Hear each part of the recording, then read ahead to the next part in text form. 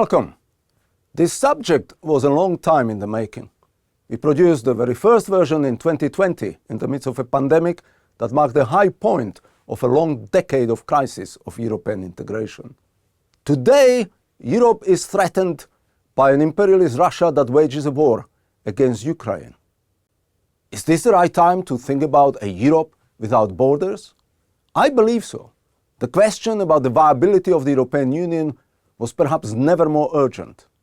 Will the very existence of an external enemy unite the nations of Europe in a shared determination to defend their way of life and the values which underpin it? Will the war in Ukraine contribute to greater unity amongst the nations of Europe? Or is it more likely to pull them apart? Is the current crisis the final and most decisive impetus to create a genuine union, a sovereign Europe that would be able to stand on its own feet? Or will it lead to Europe's disintegration? A European disunion, if you want, which is the title of my book. I'm a political scientist by training, and as such, I will attempt to be a dispassionate guide to our subject. But I'm not embarrassed to admit that I admire Europe, if not always the European Union and the way it works. Europeans are right to be proud of their democratic institutions, economic prosperity, and political stability that remain the envy of the world. All this is now subjected to the most serious test since the end of the Second World War. But the challenge is broader still. Until very recently, you see, Europe was hailed as an example of an interconnected, interdependent world in which globalization was to produce ever more benefits to ever more people.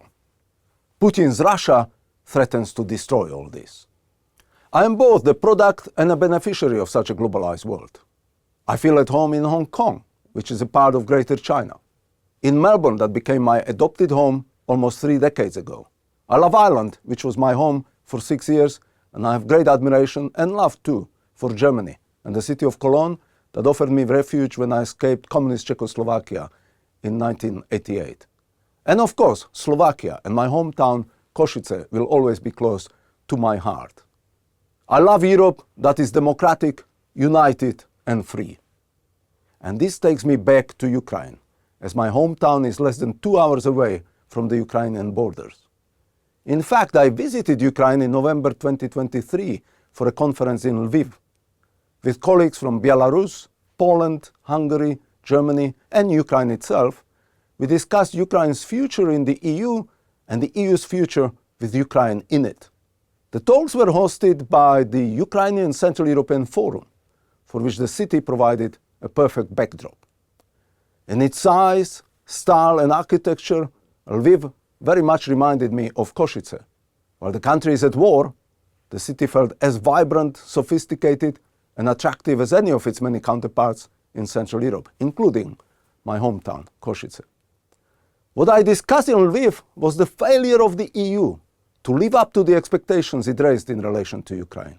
Has the German government, for example, lived up to the promises that the Chancellor Olaf Scholz made in his celebrated Zeitenwende speech, I asked.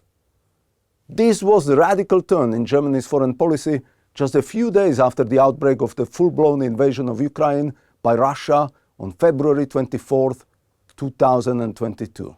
What does it mean, we should ask similarly, when the President of the EU Commission, Ursula von der Leyen, says that, and I quote, "Ukraine and Europe have shown that we are willing to fight and pay the ultimate price for the things that we believe in." End of quote. Are we Europeans really willing to pay the ultimate price? As we are finalizing the content for this massive open online course, Europeans are divided about what kind of support Ukraine needs. While most countries of Central Europe and the Baltic states, for example, are passionately pro-Ukrainian, Hungary and Slovakia seem to be somewhat sympathetic towards Putin's Russia. Germany stands somewhere in between. And the further west you go, the less relevant the conflict is to voters. Think of people in Spain and Portugal, for example. They have far fewer reasons than people in Poland to see in Russia an existential threat. My worry since the very beginning of this conflict is that Europe and the collective West have been doing enough to prevent Ukraine's defeat, but not enough to enable its victory. On its eastern borders, Europe finds its limits. There is a limit as to how much the EU is able and willing to do for Ukraine now. And there is also a limit as to how far the EU can and will go to incorporate Ukraine as a full member. Even once the war is over, that is, and Ukraine prevailed, as I hope it will, it is far from self-evident that it will become a full member of the EU soon enough for it to be truly worthwhile. The danger is very real that Ukraine, with the support of the collective West, could win the war and lose the peace. One of the key questions that animates our subject is whether the war will facilitate European integration, cementing unity in the face of a formidable external threat, or whether it will lead to further disintegration. Are the nations of Europe moving towards a United States of Europe, with its own army, federalized political structures, and the ability to withstand external threats, not just from Russia? Or do we need a Europe of nation-states, which alongside NATO might be better equipped to deal with such challenges? What kind of Europe do Ukrainians want? I asked Professor Maria Popova. And what kind of Ukraine is emerging out of this war? My colleague, Dr. Nicole Cicluna, asked David Vaughan, a British journalist in Prague.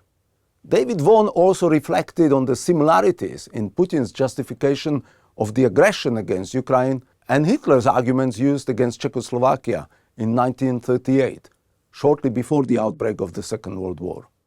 Then as now, democracies appeared weak and unable to defend themselves. Then as now, it was imperative for democracy to prevail against its autocratic contenders. And then as now, the outcome was not predetermined.